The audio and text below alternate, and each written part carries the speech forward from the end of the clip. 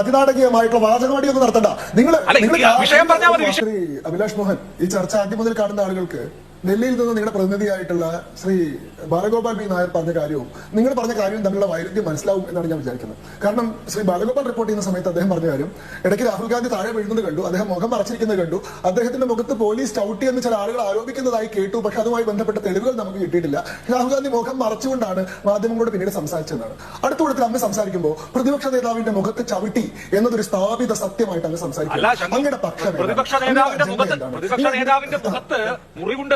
ദൃശ്യം കണ്ടറിയാലോ. പ്രതിപക്ഷ നേതാവിന്റെ മുഖത്ത് ചവിട്ടി എന്ന് ഡൽഹിയിലുള്ള നിങ്ങളുടെ റിപ്പോർട്ടർക്ക് സ്ഥിരീകരിക്കാൻ പറ്റിയിട്ടില്ല.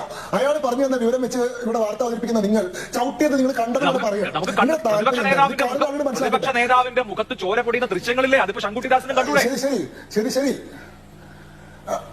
പ്രതിപക്ഷ നേതാവിന്റെ മുഖത്ത് ചോര ഒലിക്കുന്ന ദൃശ്യങ്ങളുണ്ട്. അതേപോലെ തന്നെ KSU സമരത്തിൽ ആളുകൾ ചോര ഒലിപ്പിക്കുന്ന ദൃശ്യങ്ങൾ നമ്മൾ കണ്ടിട്ടുണ്ട്. അതൊക്കെ എങ്ങനെയാണ് ഉണ്ടായത് എന്നുള്ളത് നമ്മൾ കണ്ടിട്ടുണ്ട്.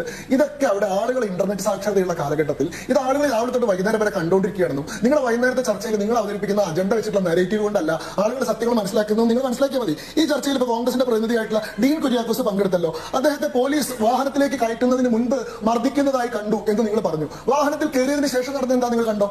അത് നാട്ടുകാർ കൂടെ കണ്ടിട്ട് ഞാൻ വേണമെങ്കിൽ നിങ്ങൾക്ക് ഈ ഫോണിൽ കാണിച്ചു തരാം. നിങ്ങൾക്ക് ധൈര്യം ഈ ദൃശ്യങ്ങൾ നിങ്ങളുടെ മാതൃഭൂമിയുടെ സ്ക്രീനിലൂടെ